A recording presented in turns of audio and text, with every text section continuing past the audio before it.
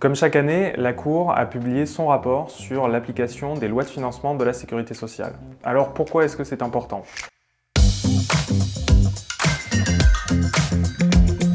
D'abord parce que c'est un rapport obligatoire, que la Cour remet donc chaque année, et un rapport utile au Parlement, notamment dans la perspective de l'examen du projet de loi de financement de la sécurité sociale à l'automne. C'est aussi un rapport utile pour les citoyens, parce qu'il parle de sujets qui peuvent tous et toutes nous toucher, et aussi parce qu'il propose des pistes pour préserver et renforcer la sécurité sociale, dont nous fêtons cette année le 80e anniversaire.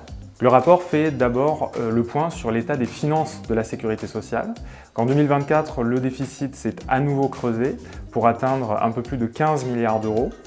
C'est une première depuis la fin de la crise sanitaire et en 2025, il devrait atteindre 22 milliards d'euros.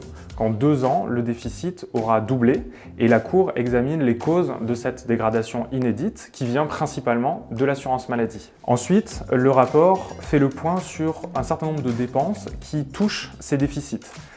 Elle le fait en particulier sur les dépenses liées à l'intérim des professions paramédicales qui ont triplé depuis 2019. Mais d'autres sujets sont également examinés, notamment l'état du stock stratégique de masques depuis la fin de la crise sanitaire. Et 2 sujets sont également liés à la plateforme citoyenne, en particulier donc la fraude aux retraites versées à l'étranger et le personnel non soignant à l'hôpital. Et enfin, la dernière partie du rapport est consacrée à la qualité du service rendu aux assurés sociaux, c'est-à-dire à chacune et à chacun d'entre nous.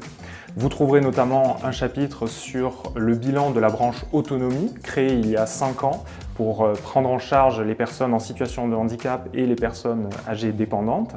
Un chapitre est également consacré aux pharmacies d'officine, maillon essentiel dans l'accès aux soins. La Cour a aussi évalué la performance du service public des pensions alimentaires, mais également le sujet des pensions d'invalidité. Et le rapport se clôt sur le sujet de la retraite perçue par les artistes-auteurs.